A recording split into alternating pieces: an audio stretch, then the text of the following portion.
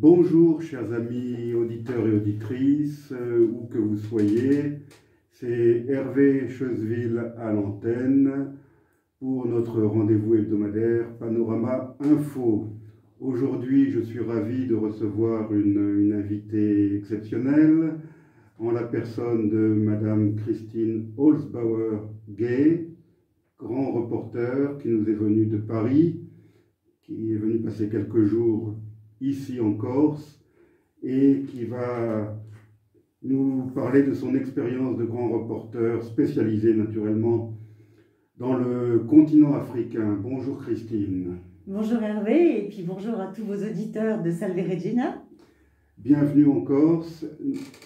Christine, je vais vous laisser la parole pour que vous puissiez un petit peu nous expliquer, tracer les grandes lignes de votre, ça serait insultant de dire votre longue carrière, mais enfin votre carrière de grand reporter. Merci beaucoup. Et donc, moi, je suis arrivée en Afrique en 2001, au moment où September 11 s'est produit, c'est-à-dire les attentats du World Trade Center aux États-Unis. Et je représentais, parmi mes journaux, j'avais La Croix, le journal La Croix, l'Express et également un autre journal économique. Donc vous imaginez que mes premiers papiers, quand je suis arrivée au Mali, à Bamako, ça a bien sûr été sur l'islam noir. Et je crois que dans le cadre de votre émission, nous sommes aujourd'hui en pleine actualité, puisqu'il y a la libération de l'otage Sophie Petronin. On en reparlera sans doute. Bien, que dire d'autre? Donc je suis une spécialiste du Sahel, que j'ai sillonnée pendant une quinzaine d'années de long en large. Il n'y a pas un pays du Sahel où je ne suis pas allée. Effectivement, comme nous le disions hors antenne, votre Afrique n'est pas mon Afrique, puisque vous, c'est le Sahel.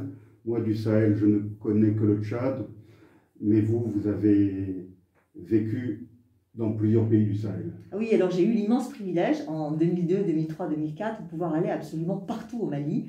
À l'époque, il y avait des enlèvements, bien sûr, puisque l'infâme Mr. Marlborough, qui était Mokhtar Belmokhtar à l'époque, qui était donc l'Algérien qui sillonnait les contrées du Nord Mali, donc pratiquer des enlèvements, ça c'est toujours pratiqué, puisqu'on rançonne, hein, les djihadistes rançonnent. Mais c'est évident que la situation, lorsque j'étais grand reporter au Mali, n'était pas du tout la même qu'aujourd'hui, et que je pouvais absolument me déplacer partout en toute tranquillité, avec simplement un fixeur dans ma voiture personnelle. Et j'ai pu aller ainsi, comme ça, à Tombouctou, à Gao, à Kidal, et encore beaucoup plus loin, à Bébira. Peu de Maliens y ont été, que c'est la dernière garnison qui se trouve dans la Drare des Iforas. Donc voilà, et ça, c'était bien sûr un immense privilège pour avoir... comment dirais-je, une profondeur de champ sur mes analyses sur le Mali. Oui, vous avez évoqué Kidal, que j'ai moi-même évoqué à plusieurs reprises sur ces ondes, puisque c'est le lieu où une journaliste que je connaissais très bien, qui est une amie, a malheureusement trouvé la mort, assassinée par ces infâmes individus que vous venez d'évoquer. Je pense à Ghislaine Dupont, reporter de Radio France Internationale. Vous venez d'indiquer que vos propos coïncidaient avec l'actualité. Effectivement, nous avons appris il y a très peu de temps la libération de Sophie Petronin. J'ai parlé de cette longue détention de cette dame âgée et malade à plusieurs reprises sur ces ondes. Donc ici à Radio Salve Regina, nous nous sommes bien sûr réjouis de l'annonce de sa libération. Pouvez-vous nous en dire quelques mots, même si vous n'étiez pas sur le terrain au moment de cette libération, mais qu'en pensez-vous? Alors, bien sûr, on ne peut que se réjouir, parce que cette dame est quand même, malgré ce que l'on dit dans les médias actuellement, à cause de sa conversion à l'islam, quelqu'un d'admirable, qui a fait une véritable action humanitaire au Mali, à Gao notamment, avec son ONG. Sa libération, c'est aussi le combat de son fils.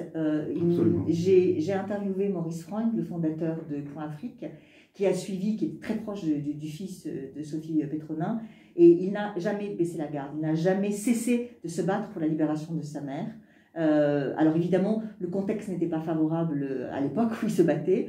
Là, il y a eu un immense changement, qui est le coup d'État du 18 août au Mali, avec l'arrivée d'une junte militaire, fréquentable apparemment, malgré aussi là, ce qu'on dit dans les médias mainstream, comme on les appelle français, puisque celle-ci, d'après toutes les interviews que moi j'ai pu faire avec des analystes de la région ou des responsables maliens, le premier objectif de cette junte a été justement de travailler à la libération des otages. Alors bien évidemment, Sophie Petronin n'était pas en haut de la liste, puisque, souvenez-vous, il y avait eu l'enlèvement de Soumaïla Cissé, qui est le leader de l'opposition malienne. Et bien évidemment, la première chose que cette junte a mis dans son cahier des charges, c'était de parvenir à faire libérer Soumaïla Cissé, qui, je le rappelle, a été enlevé au mois de mars, alors qu'il était en campagne, avec les garanties du gouvernement de l'époque, et donc du président de l'époque, qu'il pouvait aller tranquillement en campagne. Il l'a rappelé au moment de sa libération. Son enlèvement a été véritablement croquilonesque, avec son garde du corps qui a été tué, donc apparemment préparé d'avance. Voilà. Et donc, depuis le mois de mars, cet homme était en détention, il a été trimballé partout dans le désert. Donc voilà, donc le travail de la junte a été d'abord de libérer le leader de l'opposition, Soumaïla Cissé, et j'imagine qu'il y a dû y avoir un package et que la France a dû demander que dans le cadre de cette opération, on libère aussi les otages français. Je crois 2 humanitaires italiens également qui ont été libérés. Mais ce qu'on peut dire au sujet de Sophie Petronin, c'est qu'elle ne représentait, je vais mettre des guillemets, qu'une petite ONG. Derrière elle, elle n'avait pas un grand groupe ou une grande société, parce qu'on a vu il y a quelques années que finalement les ingénieurs ou les techniciens qui avaient été kidnappés dans le nord du Niger, à Arlit, où je ne me souviens plus où, avaient fini par être libérés, parce que naturellement, là, il y avait le poids de ces grandes sociétés, de ces grandes multinationales, que je ne nommerai pas ici. Ça a certainement aidé, ce qui n'était pas le cas pour Sophie Petronin. Oui, c'est pour ça que le combat de son fils est d'autant plus admirable. Il n'a jamais baissé la garde, alors qu'il était effectivement sans moyens. Pas sans relation, mais en tout cas sans moyens. Et encore une fois, les médias français mettent beaucoup l'accent sur Sophie Petronin à cause de sa conversion à l'islam. Mais bon, son fils a quand même bien expliqué la situation. J'ai beaucoup aimé quand il a fait allusion au fait que lorsque vous partez en Angleterre pour travailler, vous n'apprenez pas l'italien, vous apprenez l'anglais.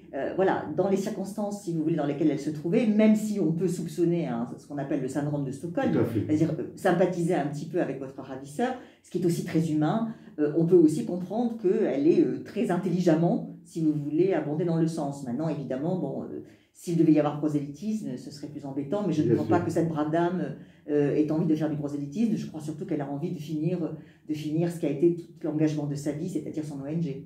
Alors, sur les ondes de cette radio chrétienne, je voudrais malgré tout avoir une pensée pour Sœur Gloria, qui est une religieuse colombienne, qui était, pendant ces 4 années, je crois, la compagnon de détention de Sophie Petronin, qui, elle, n'a pas été libérée. Alors, pourquoi n'a-t-elle pas été libérée?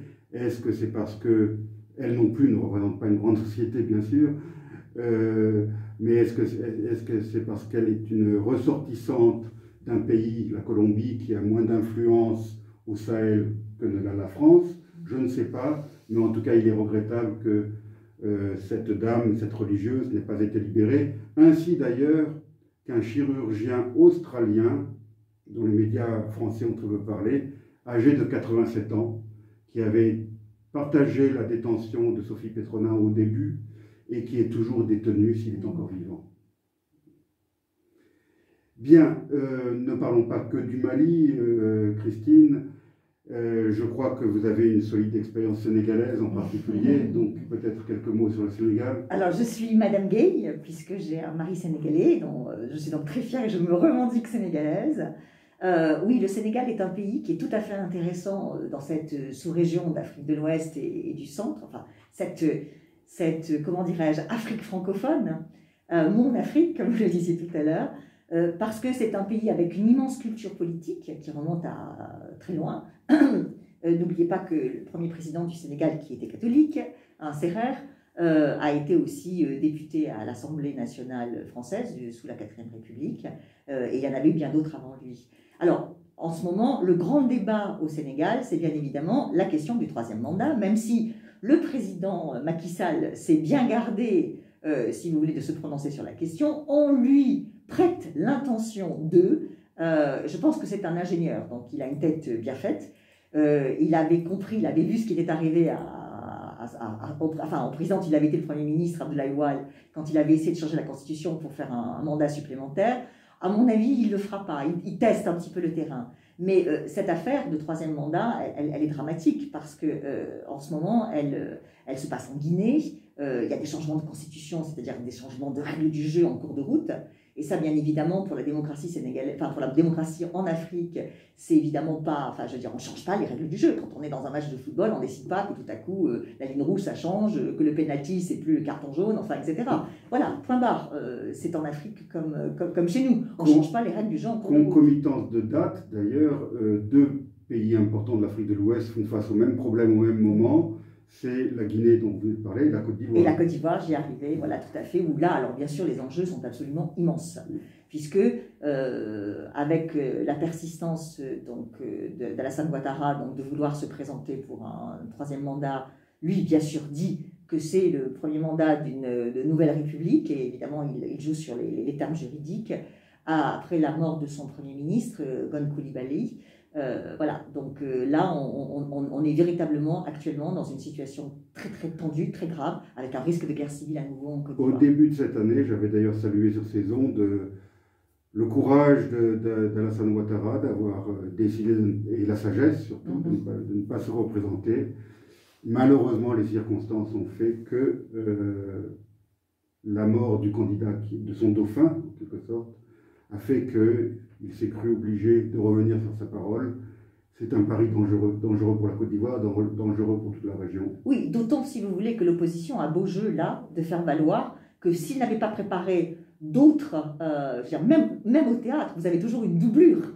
Là, en l'occurrence, il n'y avait pas de doublure. Donc il savait que son dauphin avait quand même subi une grève du cœur, donc ce n'était pas quelqu'un d'une santé resplendissante. Absolument. Donc l'opposition a beau jeu de dire que, d'une certaine façon, il préparait un petit peu un scénario, lançons le terme, à la Medvedev, quoi. C'est-à-dire qu'il voulait garder la main. Quoi. Comme en Angola, où le président Dos Santos croyait pouvoir garder la main en favorisant l'émergence de son dauphin, qui a su couper les ponts rapidement avec son mentor. Bien évidemment, on voit la situation en Mauritanie, par exemple. Voilà, tout à fait.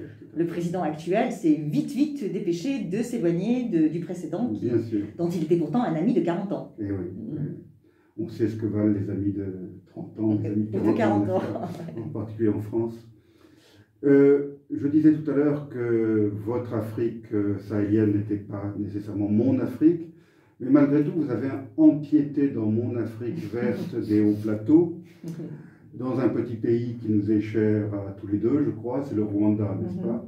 Tout à fait, puisque c'est ce qui nous a permis de nous rencontrer après que je vous ai interviewé pour votre avant-dernier ouvrage, 25 ans de mensonges, le Rwanda. Et je salue au passage votre admirable travail, mais vous n'êtes pas le seul, et c'est de plus en plus dans l'air du temps. C'est-à-dire que la doxa... Enfin, au bout de 25 ans. Et que la doxa qui était de mise jusqu'à présent donc, est en train d'être battue en brèche, puisqu'il s'avérerait, avec des archives nouvelles qui sont de plus en plus dévoilées, c'est pas seulement des avis, c'est pas seulement votre avis, mais c'est aussi le travail de Jody Rever, dont l'ouvrage vient de sortir donc, en français, là, c'était l'actualité de l'été, donc Rwanda, l'éloge du sang, ou bien le travail de Charles Onana sur l'opération turquoise, donc deux auteurs que j'ai eu aussi le privilège d'interviewer. De plus en plus, on se rend compte que, en fait, d'une certaine façon, le Fonds patriotique rwandais de l'actuel président, du président Paul Kagame, a eu beaucoup plus d'impact et a davantage de responsabilités dont il, j'espère, devra rendre un jour compte devant l'histoire dans ce génocide. Absolument. Mais quand vous dites que c'est grâce à des archives secrètes qui sont révélées aujourd'hui, oui, c'est vrai. Mais malgré tout, je pense que qui voulait entendre, pouvait entendre. Qui voulait savoir, pouvait savoir. Il y a eu une volonté délibérée pendant presque un quart de siècle de fermer les yeux. Paul Kagame a été instrumentalisé, je dirais, par des grandes puissances pour des buts qui restent à expliquer, mais enfin qu'on peut comprendre facilement, connaissant les richesses de l'Est du Congo-Zaïre.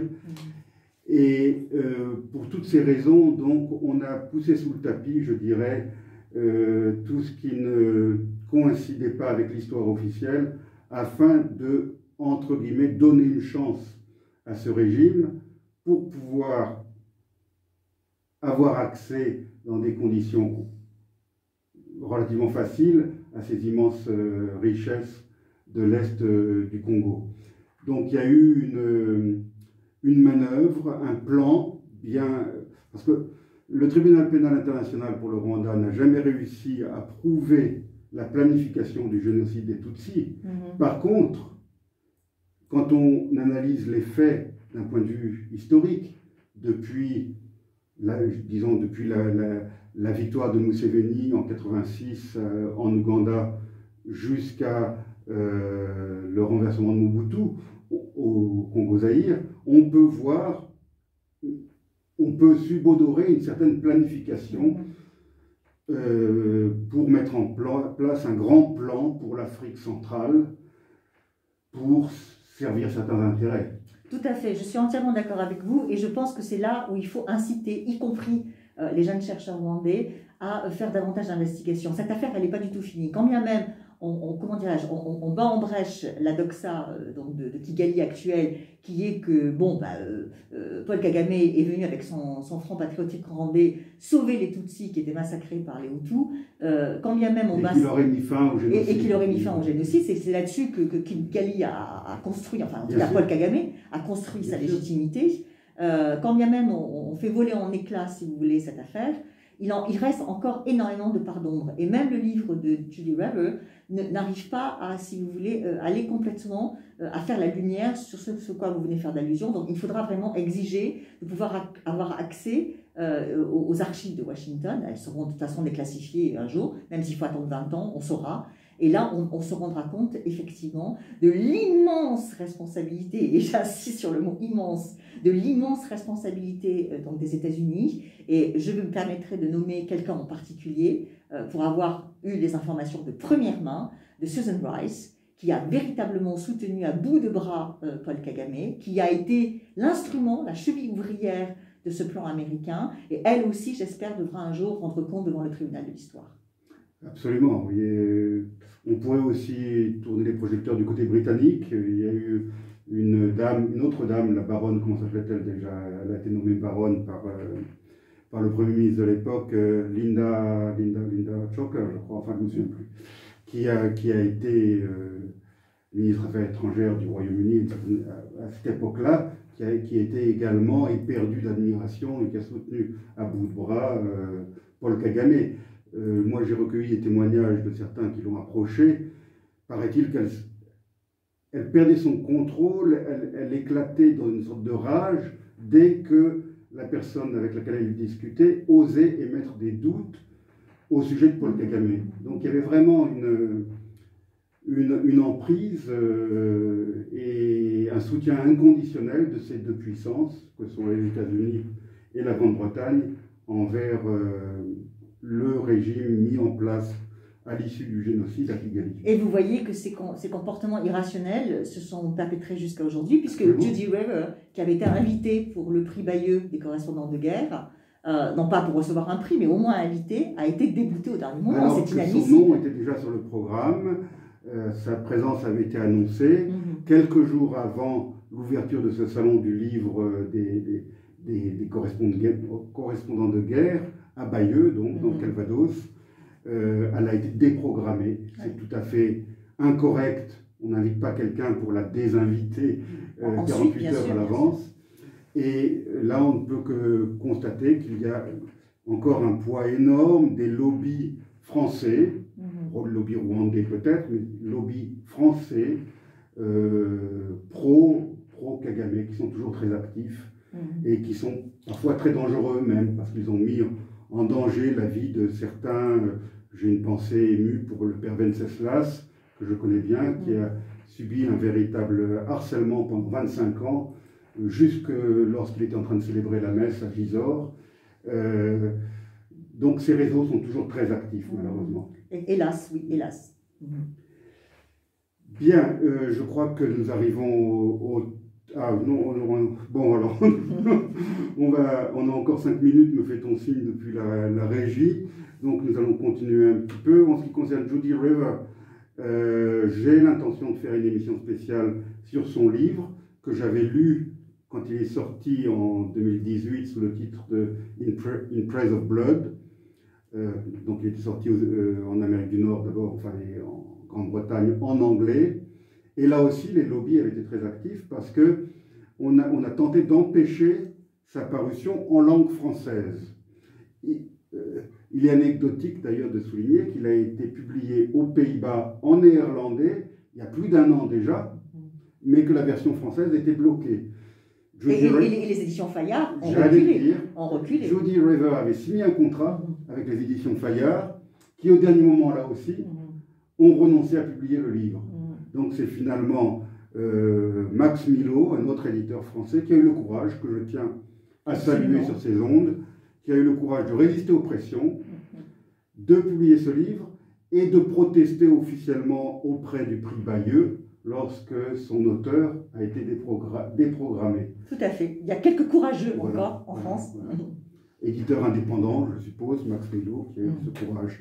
J'espère qu'un jour, Jody River viendra sur ces rivages et que j'aurai l'honneur de l'inviter dans cette émission également un jour. Je sais que vous lui avez transmis mon invitation lorsque vous l'avez rencontrée. Tout à fait. Nous avons fait une très belle émission et elle s'est montrée extrêmement calme, contrairement à ce que les détracteurs du prix Bayeux disaient, où ils avaient peur d'une rixe, etc. Et d'ailleurs, Max Milo a répondu, non, Judy, c'est la Canadienne anglaise en toute sa splendeur, extrêmement urbaine et très calme, et quelqu'un de tout à fait fréquentable. Et d'ailleurs, elle parle parfaitement français. Et elle parle parfaitement français. Je crois que c'est une anglophone du Québec, si j'ai bien compris. Donc, oui, elle est canadienne, voilà. Canadienne-anglaise. Oui, mais elle vit au Québec. Elle vit au Québec avec un délicieux accent, d'ailleurs. Oui. Donc nous la saluons, nous en profitons pour la saluer au passage, et j'espère pouvoir l'accueillir un de ces jours. Nous arrivons au terme de cette émission. Vous êtes ici en Corse, donc je ne peux pas conclure cette émission sans vous demander quelles sont vos impressions. Vous n'avez passé malheureusement que 5 jours, je crois, en Corse. C'est votre premier séjour. Bon, c'est pas le Mali, c'est pas le Sénégal, mais enfin, est-ce que c'est une terre qui vous inspire un peu? Ah oui, tout à fait. J'ai eu de la chance, il faisait beau, j'ai même pu me baigner en mois d'octobre, c'est assez extraordinaire. Écoutez, moi, ce qui m'a vraiment frappé et que j'ai retrouvé un petit peu avec l'Afrique, si vous voulez, c'est cette façon que vous avez en Corse de vivre les vivants et les morts vivent ensemble. Et pour moi, ça a été quelque chose de très étonnant et réconfortant à la limite. Bon, non seulement vous respectez vos vieux comme on le fait en Afrique, et ça pour moi ça me fait chaud au cœur, si vous voulez, parce que c'est une façon civilisée de vivre, je trouve. Mais en plus, toute votre géographie, vos villes, vos cimetières, vos églises, les vivants et les morts se mélangent, et c'est extraordinaire parce que dans vos paysages sont inscrits votre mémoire, le nom de vos familles, et on a l'impression que se déroule en se promenant donc dans ces routes. Ici, vous avez beaucoup de montagnes, etc. Il y en a partout d'ailleurs en Corse, j'imagine. Mais en se promenant comme ça, de village en village, au perché, on a l'impression de lire comme ça un livre vivant, mais qui est fait aussi de tous ces gens qui ont peuplé, leur âme est là. Et pour moi, ça a été quelque chose d'extraordinaire. Ça a été une expérience fabuleuse. Je crois que nos jolis tombeaux ont fait forte impression sur vous. Tout à fait, tout à fait. Et puis, votre émigration en Amérique, ce qu'on ne sait pas souvent, c'est que beaucoup de vos enfants sont partis, ont fait fortune. Certains sont devenus présidents, vous me disiez, au Venezuela, un président vénézuélien qui est revenu à Morato. Voilà, c'est assez extraordinaire, toute une histoire qu'on ne connaît pas, quoi. Le Venezuela a eu, dans l'histoire récente, 2 présidents d'origine corse. C'est quand même assez extraordinaire. Tout à fait. Très bien, mais je suis ravi que la Corse ait réussi à vous séduire et que certainement elle aura le plaisir de vous accueillir à nouveau dans un proche avenir. Merci d'avoir accepté notre invitation à Radio Salve Regina. Et je vous souhaite un bon retour chez vous à Paris. Merci beaucoup. Au revoir. Au revoir. Et je dis au revoir en même temps à nos auditeurs et à nos auditrices.